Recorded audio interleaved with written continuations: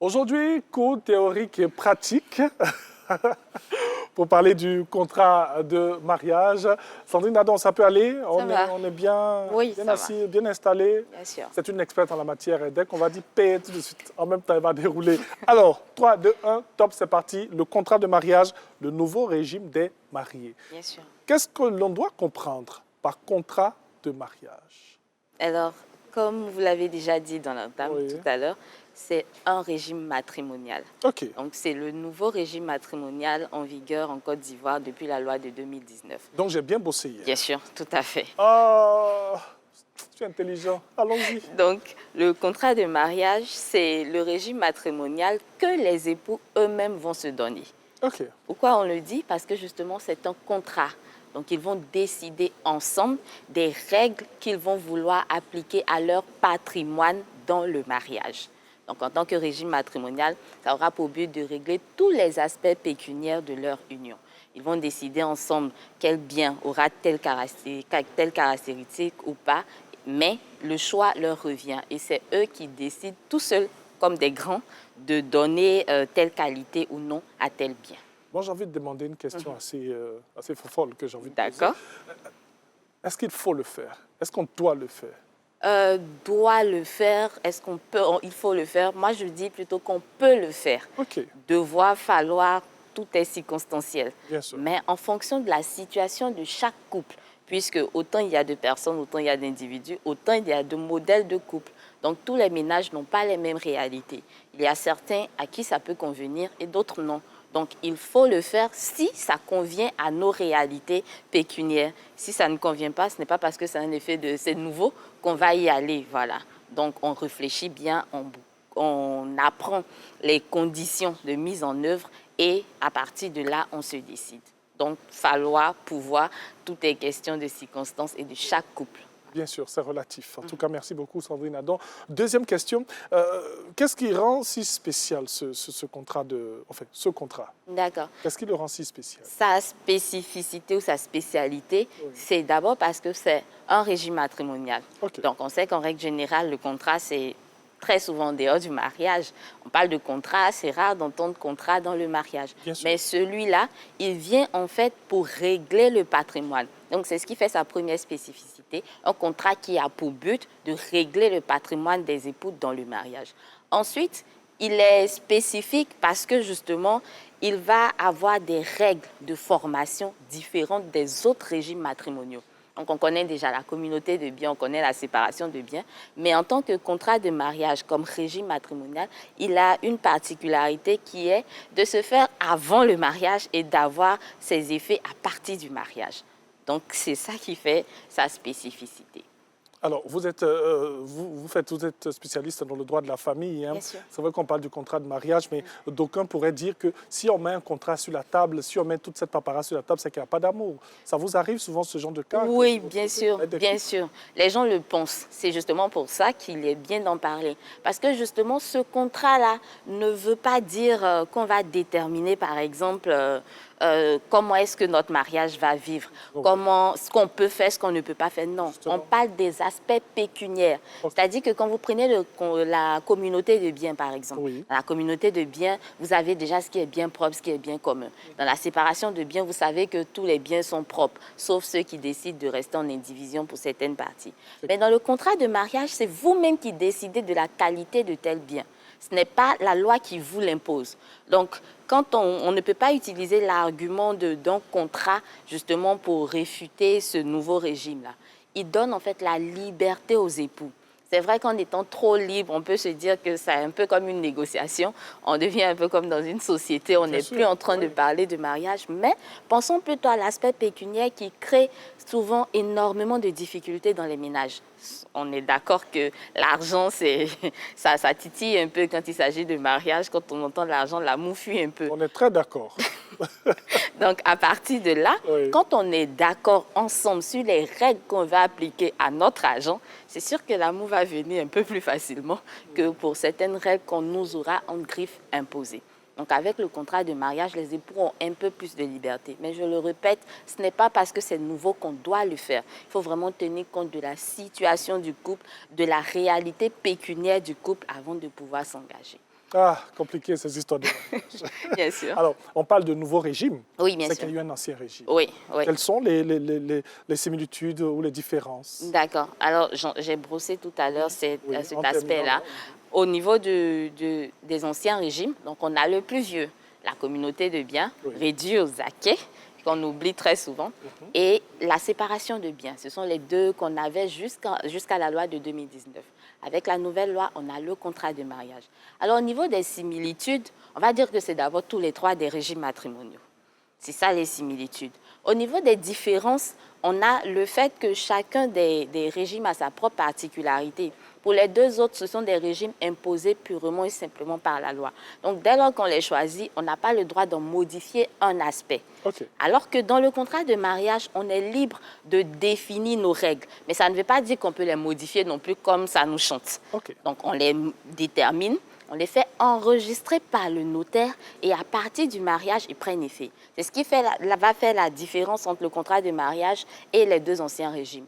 On les fait avant, c'est-à-dire qu'on a un projet de mariage, on prend les conseils d'un juriste bien avisé, bien sûr, on détermine ensemble les règles d'autres pécuniaires applicables à notre mariage et puis on va chez le notaire pour qu'il l'enregistre. Et c'est avec ce document qu'il va nous donner, qu'on vient présenter à l'officier d'état civil. Et à partir du mariage, tout ce qu'on a établi comme règles, ces règles vont s'appliquer à nous. Au niveau des similitudes également, ce qu'on va appeler le régime primaire, c'est-à-dire que dès que vous vous mariez, on va parler de contribution aux charges du ménage et d'obligation aux charges du ménage. Peu importe le régime dans lequel vous vous trouvez, vous êtes tenu de contribuer aux charges du ménage, vous êtes obligé à la dette qui va naître de votre ménage. Donc, dans le contrat de mariage également, ça s'applique de plein droit. Ce n'est pas parce que vous êtes dans un contrat de mariage ou que vous faites un contrat de mariage que vous allez pouvoir vous exonérer d'une certaine manière, dire que moi, je ne peux pas contribuer ou je contribue seulement pour ça. Ce n'est pas à vous de décider, c'est à vous de décider, mais vous ne pouvez pas réduire vos droits dans le contrat de mariage. Voilà. Donc, c'est un peu ce qu'on peut présenter comme similitudes ou différences. Voilà. C'est vrai qu'il y a beaucoup de thèmes techniques. Oui, bien sûr, assez compliqués. Assez compliqués. Alors, pour faire simple, pour vraiment faire simple, les deux autres régimes, on les connaît. Séparation, communauté, ça c'est ce qu'on sait. Le nouveau régime, c'est simple. Vous avez la liberté d'écrire à l'intérieur ce que vous voulez pour votre régime matrimonial. C'est-à-dire quoi? Votre salaire, quand on est dans la communauté de biens, c'est en principe un bien commun, même si vous en avez l'administration vous-même.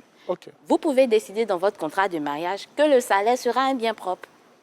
C'est un exemple. Vous pouvez décider que les donations qu'on va nous faire, si quelqu'un vient nous donner quelque chose, si c'est à moi celle qui l'a donné, c'est un bien propre. Si c'est à l'autre, c'est un bien commun.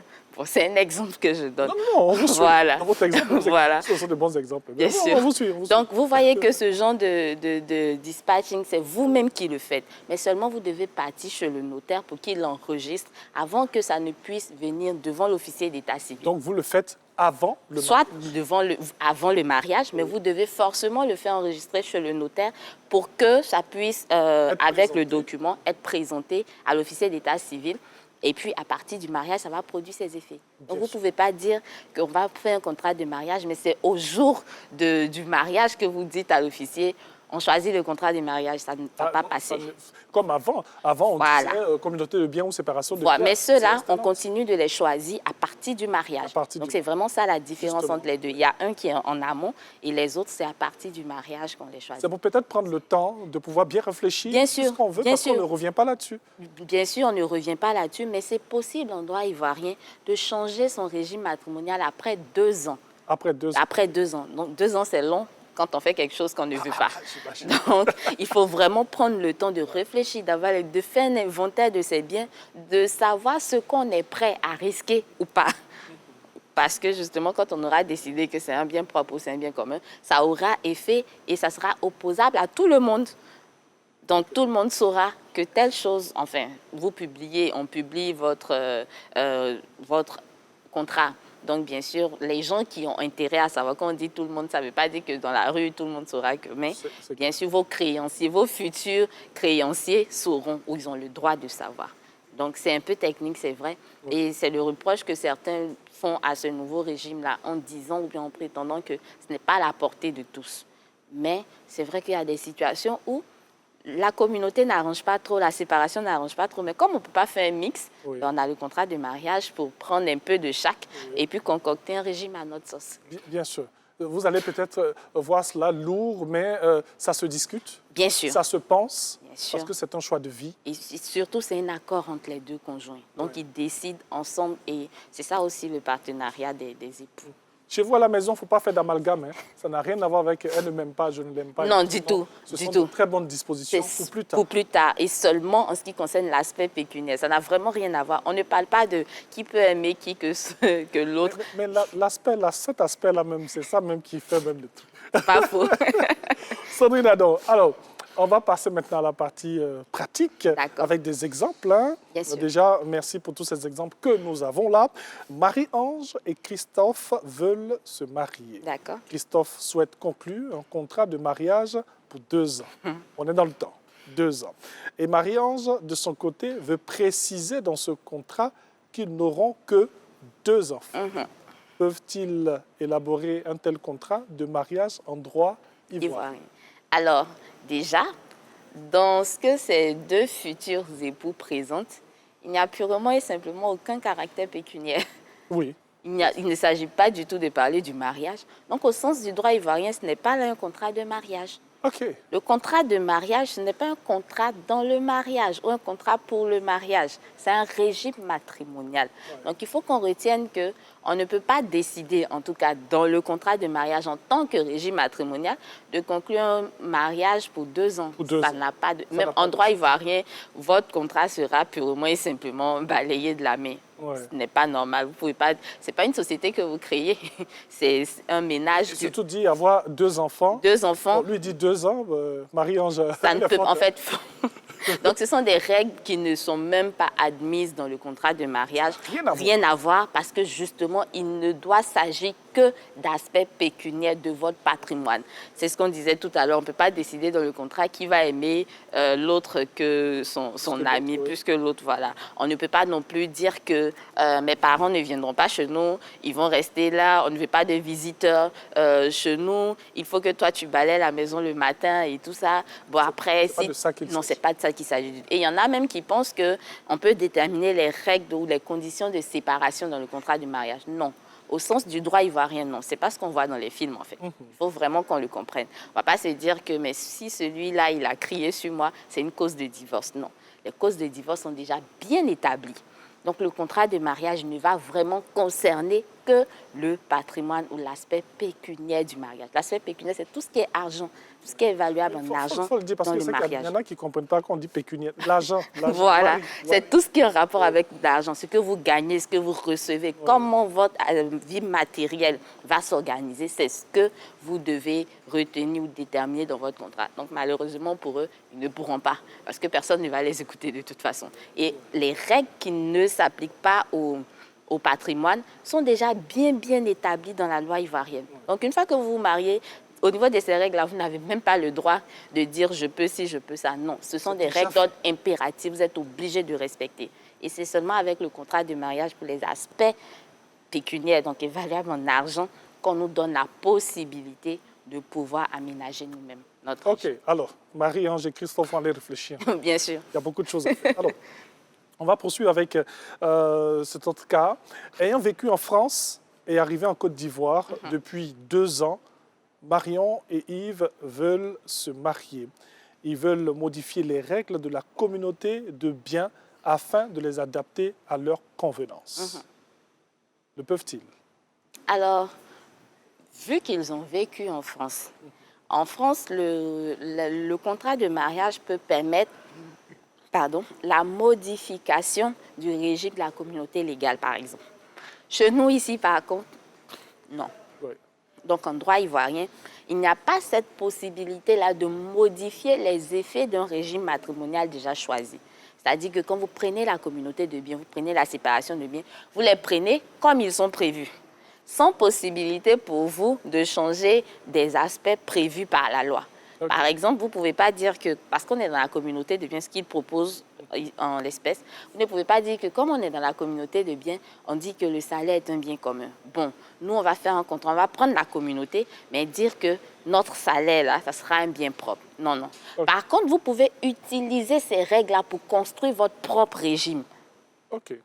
C'est ça la nuance. Vous ne pouvez pas modifier les règles préétablies déjà au niveau d'un régime matrimonial, mais vous pouvez vous inspirer de ces règles-là pour créer votre propre régime.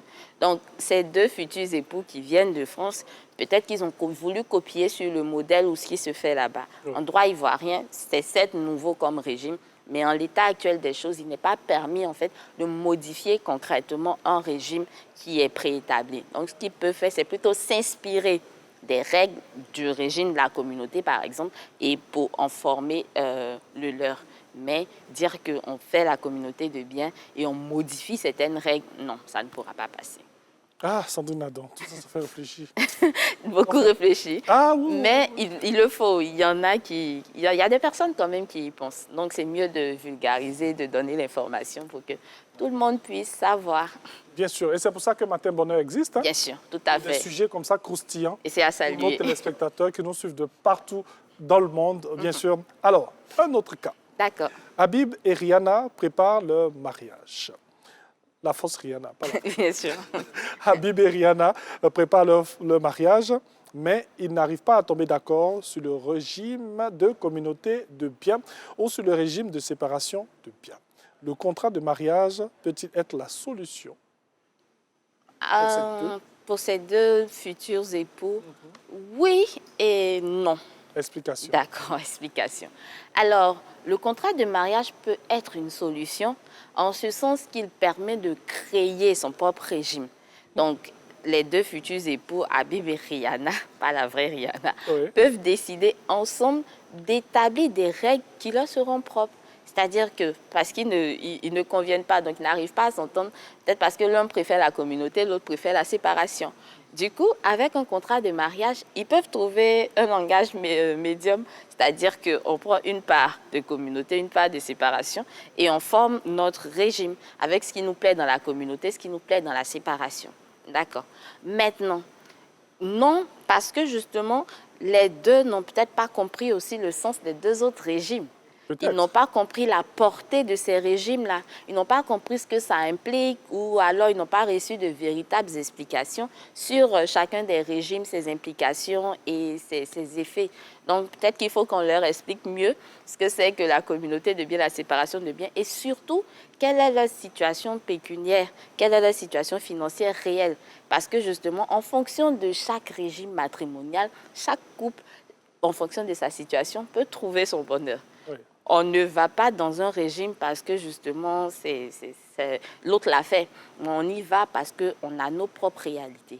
Donc le contrat de mariage, il faut savoir ce à quoi on se prédestine. Parce que c'est un contrat, donc ça nous engage. On est tenu, personne ne nous a forcé.